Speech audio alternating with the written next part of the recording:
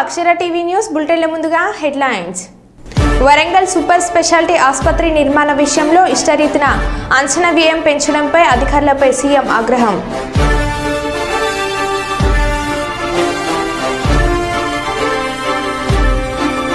దేశభక్తిని చాటుకున్న పాలకుర్తి యువకులు.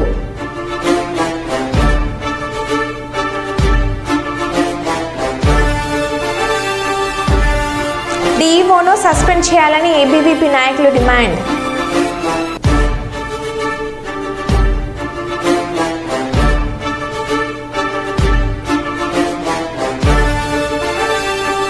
గంగహర మండలం జంగాలపల్లి గ్రామంలో కాసన్ సెర్చ్ నిర్వహించిన మహబూబాబాద్ జిల్లా పోలీసులు.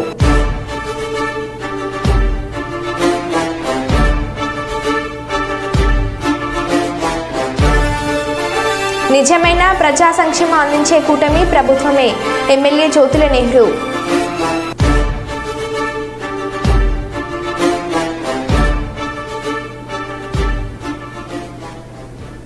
ఇక వివరాల్లోకి వెళ్తే రాజన్న సిరిసిల్ల జిల్లా విద్యాశాఖ అధికారి కార్యాలయంను శనివారం నాడు ఏబీవీపీ నాయకులు పలు సమస్యలను ప్రస్తావిస్తూ ముట్టడించారు. ఈ సందర్భంగా ఏబీవీపీ నాయకులు మాట్లాడుతూ డీఈఓను సస్పెండ్ చేయాలని ఏబీవీపీ నాయకులు డిమాండ్ చేశారు. జిల్లాలో చెట్ల కింద చదువుకుంటున్న విద్యార్థులు కనీస మౌలిక వసతులు లేక ఇబ్బందులు పడుతున్నారని మండిపడ్డారు. విద్యార్థుల సమస్యలు వెంటనే పరిష్కారం చేయాలని డిమాండ్ చేశారు. అధిక ఫీజులు యథేచ్ఛగా బుక్స్ అధిక రేట్లకు అమ్ముతున్న విద్యాశాఖ అధికారులకు కంటికి కనిపిస్తలేదా? ప్రైవేట్ పాఠశాలలో బుక్స్ అమ్ముతున్నారని ఫిర్యాదు చేసినా ఎందుకు పట్టించుకోవడం లేదు? ఎందుకు పాఠశాల సీజ్ చేయడం లేదని ప్రశ్నించారు. 300 పాఠశాలలు ఉంటే 2-3 స్కూల్లో ఎంక్వైరీ చేసి ప్లాన్ చేస్తారు. అందరూ ఎంఆర్పీకి అమ్ముతున్నట్టు కదా సార్. ఇప్పుడు సీజ్ చేయడానికి మీకు రైట్స్ లేవంటారు కదా. మరి అదే ఇప్పుడు వేములవాడలో కానివ్వండి, సిరిసిల్ల కానీ ఇలాంటికుండా కానీ సీజర్ లేచి మీకు రైట్స్ లేవన్నారు.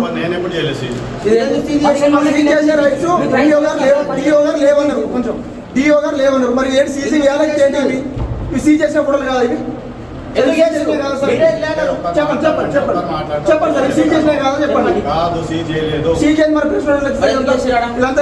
ఎంక్వైరీ చేయడానికి అవి రూమ్ తాళ వేసుకొని పోయిండ్రు. తర్వాత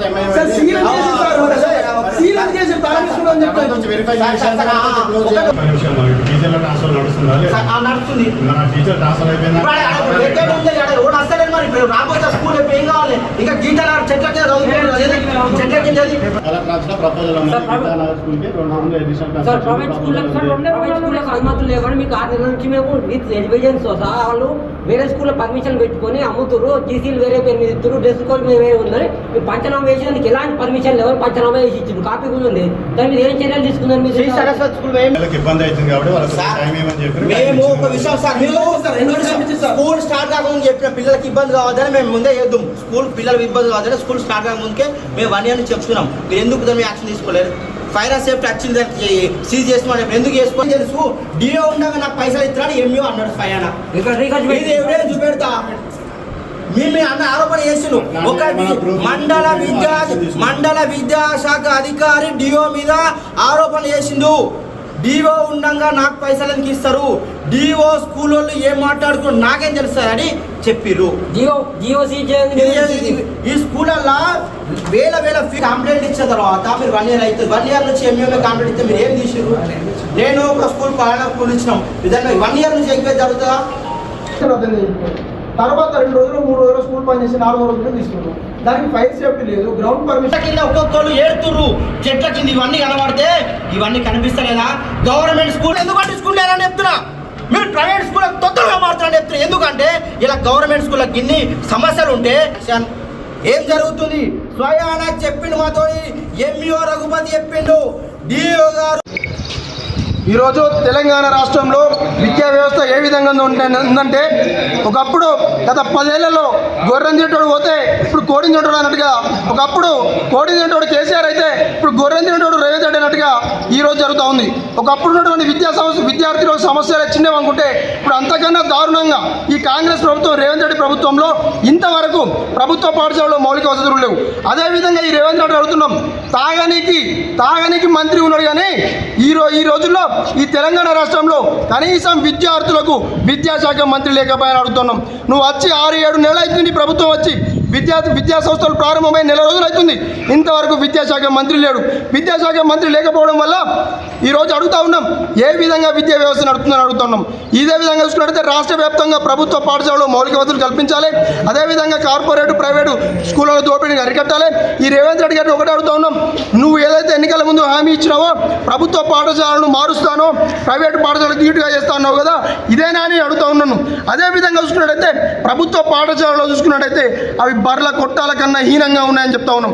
ప్రైవేటు పాఠశాలలు చూస్తూ ఉంటే అవి ఎక్కడికో పోతూ ఉన్నాయి. కాబట్టి ఈ విద్యార్థి గారు మాత్రం పట్టించుకోరు, స్థానిక ఎమ్మెల్యేలు పట్టించుకోరు, స్థానిక మంత్రులు పట్టించుకోరు. ఇప్పటికైనా ఈ రేవంత్ రెడ్డిని అడుగు చెప్తా ఉన్నాం, విద్యార్థుల సమస్యలు విద్యారంగ సమస్యలు పరిష్కరించాలి, విద్యార్థులు సరైన సమయంలో వసతులు కల్పించాలి. లేని పక్షంలో రేవంత్ రెడ్డి గుర్తుంచుకో ఖబర్దార్, నిన్ను మాత్రం ఎక్కడ తిరగకుండా, నీ మంత్రులను నీ ఎమ్మెల్యేలను ఎక్కడ తిరగకుండా అడ్డుకుంటామని ఈ విధంగా హెచ్చరిస్తున్నాం. భారత్ మాతాకి జై. యొక్క చెట్లకి చదువుకుంటున్న దృష్టి ఏదైతుందో ఈ సమస్యలు తీర్చకుంటే మేము తప్పకుండా ఉద్యమం చేస్తాం. మేము రాష్ట్రంలో ప్రజా సంక్షేమాన్ని అందించగల నిజమైన ప్రభుత్వం ఏర్పడిందని జగ్గంపేట శాసనసభ్యులు జ్యోతుల నెహ్రూ స్థానిక తెలుగుదేశం పార్టీ కార్యాలయంలో విలేకరుల సమావేశంలో అన్నారు. ఈ సందర్భంగా ఆయన మాట్లాడుతూ గత ప్రభుత్వం సంక్షేమం అంటే మాదే అంటూ గొప్పలు చెప్పుకున్న గత ప్రభుత్వానికి ప్రభుత్వం ఏర్పడిన వెంటనే అనర్హులను ఆదుకునేందుకు 3,000 రూపాయలు ఉన్న వృద్ధాప్య పింఛన్, ఒంటరి మహిళ పింఛన్ ఇలా అనేక సామాజిక పింఛన్లను 4,000 చేయడమే కాకుండా గత 3 నెలల కాలం నుంచి పెంచి ఈ రోజు 7,000 అందించడం జరుగుతుందని, అదేవిధంగా దివ్యాంగులకు 6,000, పూర్తిగా మంచానికే పరిమితమైన వారికి 15,000, కిడ్నీ గుండె సంబంధిత అనేక రోగాలకు అందించే 5,000 రూపాయలు పెన్షన్ 10,000 పెంచి అందిస్తున్నామని అన్నారు. వెళ్ళకపోయినా నా 7,000 ఏమయ్యాయని అడుగుతుంది. అటువంటి తప్పులు జరగకుండా ఉండడం కోసం మా నాయకులందరూ కూడా రేపు సచివాలయాల దగ్గర నుంచి గ్రూపులుగా ఏర్పడి, వాళ్ళు ఎంతమంది 10 మంది ఉంటే 10 గ్రూపులు, 12 మంది ఉంటే 12 మంది గ్రూపులు, వీళ్ళు వెళ్తారు. వెళ్ళాలని కూడా నేను ప్రత్యేకంగా కోరుతున్నాను. ఎందుకంటే ఇది మన బాధ్యత. మనకెంతో నమ్మకంతో ఈవేళ ప్రభుత్వాన్ని మనకి ఇచ్చారు. అపూర్వమైనటువంటి ఆదరణతో ఇచ్చినటువంటి ప్రభుత్వం ఇది. అంత అపూర్వంగా మనం ప్రజలకు సర్వీస్ చేయాల్సినటువంటి అవసరం ఉంది. దాన్ని దృష్టిలో పెట్టుకుని తెలుగుదేశం కార్యకర్తలు కానీ, నాయకులు కానీ, అలాగే నాయకులు కార్యకర్తలు కానీ, బీజేపీ నాయకులు కార్యకర్తలు కానీ దీన్ని ఒక బాధ్యతగా తీసుకుని కూడా ఉండి సాయంత్రం వరకు కూడా మీరు పంపిణీ చేయించాలి ఈ కార్యక్రమాలను చెప్తూ వాళ్ళకు కూడా ఖచ్చితంగా చెప్పండి. ఇప్పుడు ఏదైతే నేను ప్రెస్ మీట్లో చెప్పానో ఆ విధానాలు అన్నింటినీ కూడా వీలున్న వరకు చెప్పి ఒక అవగాహన కలిగించినట్టయితే భవిష్యత్తులో తప్పులు జరగకుండా సచివాలయ సిబ్బంది వెళ్ళి ఇవ్వడానికి సరిపోదు, రోజు డబ్బు కొట్టుకోకర్లా మనం అని చెప్పి మా కార్యకర్తలకు కూడా మీ ద్వారా నేను విజ్ఞప్తి చేస్తూ దీన్ని ఒక బాధ్యతగా తీసుకుని కూడా ఉండి సాయంత్రం వరకు కూడా మీరు పంపిణీ చేయించాలి ఈ కార్యక్రమాలను చెప్తూ వాళ్ళకు కూడా ఖచ్చితంగా చెప్పండి. ఇప్పుడు ఏదైతే నేను ప్రెస్ మీట్లో చెప్పానో ఆ విధానాలు అన్నింటినీ కూడా వీలున్న వరకు చెప్పి ఒక అవగాహన కలిగించినట్టయితే భవిష్యత్తులో తప్పులు జరగకుండా సచివాలయ సిబ్బంది వెళ్ళి ఇవ్వడానికి సరిపోదు, రోజు డబ్బు కొట్టుకోకర్లా మనం అని చెప్పి మా కార్యకర్తలకు కూడా మీ ద్వారా నేను విజ్ఞప్తి చేస్తూ నేను మొట్టమొదటి స్వగ్రామం అయినటువంటి ఇరుపాకలో ఈ పంపిణీ కార్యక్రమంలో పాల్గొంటాను. 2 సోమవారం పాల్గొంటాను. 3 జగపతినగరం పంచాయతీ, జగపతినగరం, కెర్లంపూడి,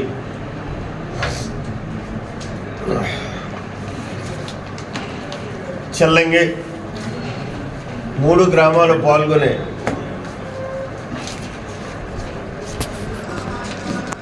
అక్కడి నుంచి జగ్గంపేట వచ్చి టోటల్ జగ్గంపేటలో మరి మా నాయకులు ఏ కార్యక్రమం ఎక్కడి నుంచి పెడతారు 11 గంటలకు జగ్గంపేట రావడం జరుగుతుంది. నేను ఇక్కడ కూడా మీకు 6 గంటలకు ఇరుపాకులో ప్రారంభమైతే 7 గంటలకు సోమవారం, 8 గంటలకే జగపతినగరం పంచాయతీ, 11 గంటలకు జగ్గంపేట పంచాయతీ, 12 గంటలకు లంచ్ బ్రేక్, తర్వాత తాళ్ళూరు 2 గంటలకు తాళ్ళూరు, 3 గంటలకి మల్లేపల్లి, 2 గంటలకు మల్లేపల్లి, 3 గంటలకి గండేపల్లి తర్వాత తిరుమలాయపాలెం 4 గంటలకి, 4:30కి రంపాలెం, 5 గంటలకు గోకవరం పంచాయతీ.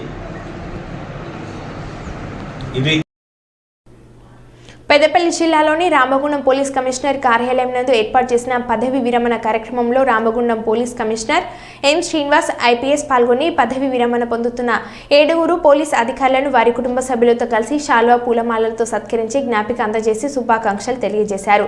సన్మానం అనంతరం సిపి పోలీస్ అధికారులను ఆదేశించి మాట్లాడుతూ పదవి విరమణ అనంతరం వారి శేష జీవితం ఆనందంగా గడపాలని కోరారు.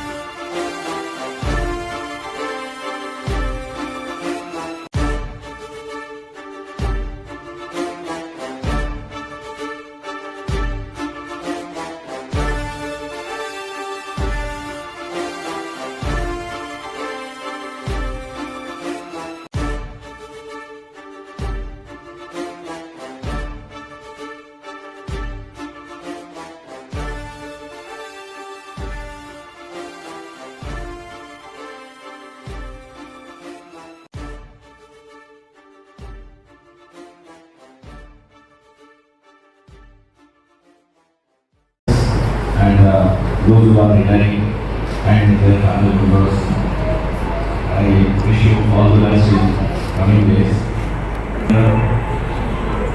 చాలా గర్వంతో రిటైర్ అవుతున్నారు. డిపార్ట్మెంట్లో పోలీస్ డిపార్ట్మెంట్లో ఒక 2 years పనిచేయడం అంటే ఒక అదృష్టం.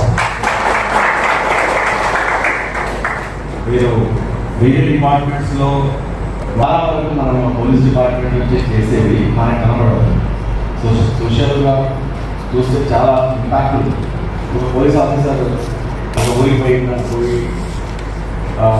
వాళ్ళ ప్రజలతో కలుస్తుంటా పెట్రోలింగ్ చేస్తున్నారు అంటే అక్కడ ఉన్న వీధిలో వాళ్ళ వాళ్ళు అసలు ఇక ఎట్టినాడు నిలబడదు. సరే కానీ మీకు కాలు నొప్పుందా, చేయి నొప్పుందా, నీకు చక్కెర వస్తుందా అనేది ఫస్ట్ క్లియర్ ఫాలో అయిపోతుంది. కమాన్ డ్యూటీ ఈరోజు ఉంది, మొత్తం అందరూ రెడీ అవ్వండి. 9 గంటల వరకు అంటే అందరూ 10 నిమిషాల ముందే కంచెట్లో మొత్తం యూనిఫామ్ వేసుకొని అంత తీసుకొని నెలగా వస్తారు. This is the disciplined department. మనం డిసిప్లిన్గా ఉండి సమాజాన్ని డిసిప్లిన్ పెట్టాల్సిన అవసరం చాలా ఉంది. కాలేజీ వాళ్ళు మన వేటాడారు, మన కూలి పని చేశారు, చాలా కాలేజ్ వాళ్ళు నాకు చచ్చిపోయారు, సూసైడ్ చేస్తారు అంటే ఉండింది. సో నీకు ఆపర్చునిటీ అండ్ యూనిఫామ్ వేసుకొని కనబడుతున్నాం అంటే జీవితంలో బాగా సెట్ అయినారు. ఎవరి స్పీకింగ్ ఇంగ్లీష్, ఈవెన్ మనమల్ని కూడా good in English, very good. జీవితంలో ఏదో తట్టుకునేది ఇలా జరిగింది. సో మీరు చాలా అన్ని రకాలుగా ఉండాలని, అందరూ హ్యాపీగా ఉండాలని కోరుకుంటూ all the best. Thank you. ఎలాంటి అప్రూవ్స్ లేకుండా 11,000 కోట్లున్న అంచనా వ్యయాన్ని 1,726 కోట్లకు ఎలా పెంచారని ప్రశ్నించిన సీఎం. కేవలం మౌలిక ఆదేశాలతో 626 కోట్ల వ్యయం ఎలా పెంచుతారని ఆగ్రహం. నిబంధనలకు విరుద్ధంగా అంచనా వ్యయం పెంచడం ఏంటన్న సీఎం. నిర్మాణ వ్యయంపై పూర్తిస్థాయి ఫోరెన్సిక్ ఆడిట్ నిర్వహించాలని ఆదేశించిన సీఎం రేవంత్ రెడ్డి. నిర్దేశిత గడువులోగా యుద్ధ ప్రాతిపదికన హాస్పిటల్ నిర్మాణం పూర్తి చేయాల్సిందని నిర్మాణ సంస్థకు తేల్చి చెప్పేసిన సీఎం రేవంత్ రెడ్డి.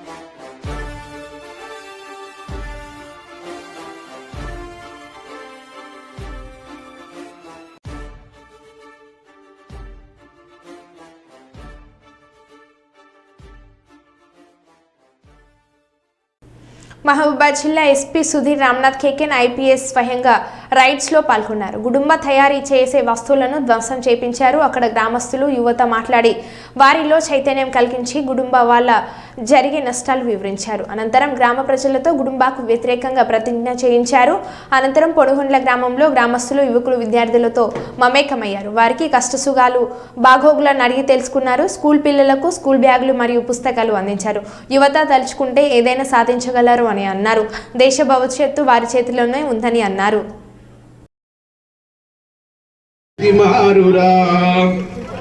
మీ జంగాలపల్లి గ్రామం ఒక ఆదర్శవంతమైన గ్రామంగా మారాలని మా పోలీసు ఆకాంక్ష. ఇద్దరితోటి మా కార్యక్రమాన్ని ముగిస్తున్నాం. నమస్తే, జై హింద్, థ్యాంక్ యూ.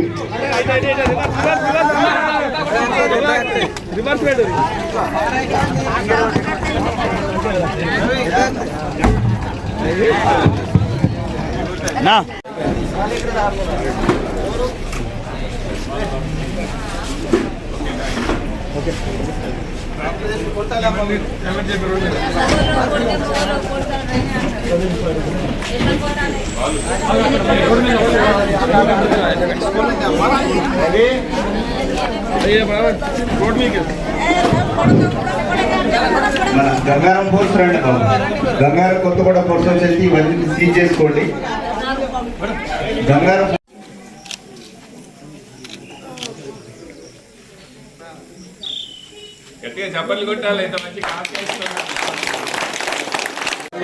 అందరు చెప్పాలి. అందరూ దయచేసి అందరు లొల్లి చేయకండి అమ్మా. జంగాలపల్లి గ్రామస్తుడైన నేను ఇక మీదట గుడంబ తయారు చేయనని, ఎవరైనా తయారు చేసినా దానిని నివారిస్తానని, దానికి పోలీస్ సహకారం తీసుకుంటానని, నా గ్రామాన్ని గుడంబరహిత గ్రామంగా తీర్చిదిద్దే కార్యక్రమంలో నేను ముందుంటానని, జంగాలపల్లిని గుడంబరహిత గ్రామంగా నిర్మిస్తానని ప్రతిజ్ఞ చేస్తున్నాను.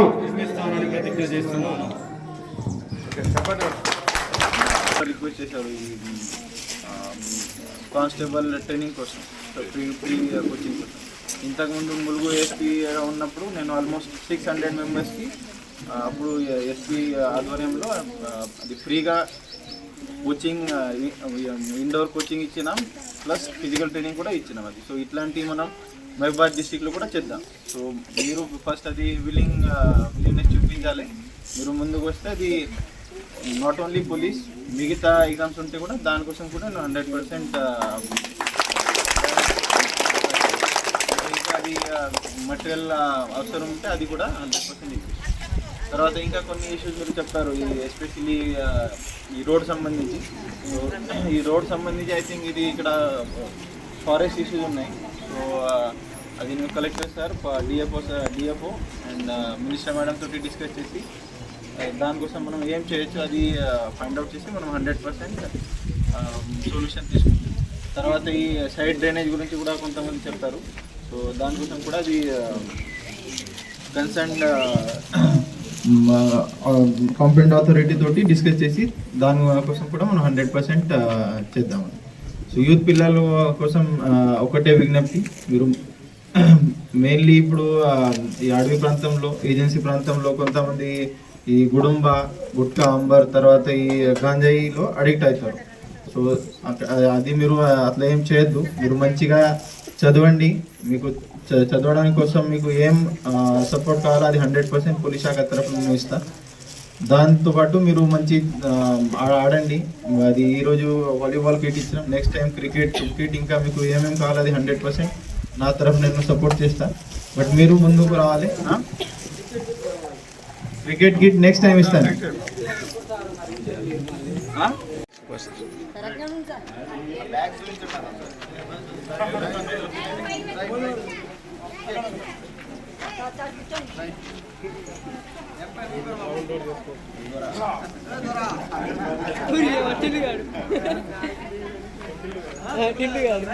T20 క్రికెట్ వరల్డ్ కప్లో సౌత్ ఆఫ్రికాపై భారత్ విజయం సాధించిన సందర్భంగా పాలకుర్తి మండల కేంద్రంలోని రాజీవ్ గాంధీ చౌరస్తాలో యువకులు క్రికెట్ అభిమానులు సంబరాలు జరుపుకున్నారు. ఈ సందర్భంగా టపాకులు కాలుస్తూ బూమ్ బూమ్ బురుమ్రా అంటూ నినాదాలు చేశారు. ఎన్నో ఏళ్ల కల నెరవేరిందని ఆనందం వ్యక్తం చేశారు. అనంతరం జాతీయ జెండాలను ఊపుతూ దేశభక్తిని చాటుకున్నారు.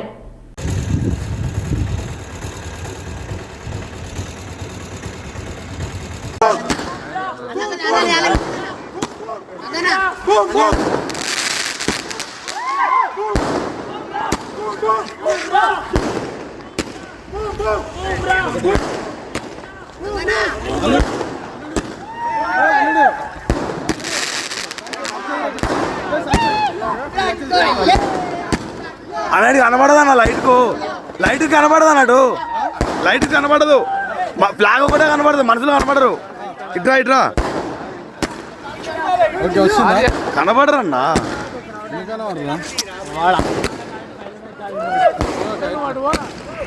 పంపిస్తా కానీ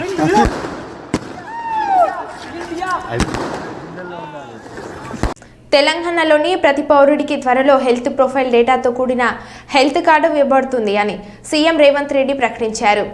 తెలంగాణ రాష్ట్రంలో ఉన్న పేదలకు వైద్యము ఉచితంగా అందించాలి. ఏ పేదవాడు కూడా వైద్య సహాయం అందక మరణించిండన్న వార్త తెలంగాణ రాష్ట్రంలో వినకూడదు అని మా ప్రభుత్వం నిర్ణయం తీసుకున్నది. ఈరోజు చాలామంది తెల్ల రేషన్ కార్డు తీసుకుంటున్నారు. ఎందుకని ఆయన అడిగితే మాకు ఆరోగ్యశ్రీ కార్డుకు ఉపయోగపడుతుంది, లేకపోతే వైద్య సహాయం కోసం ఈ కార్డు ఉపయోగపడుతుందని. అందుకే మా పెద్దలు మిత్రుడు దామోదర్ రాజనరసింహ గారితో నేను మాట్లాడి ఈ రెండింటిని సెపరేట్ చేయదలుచుకున్నా.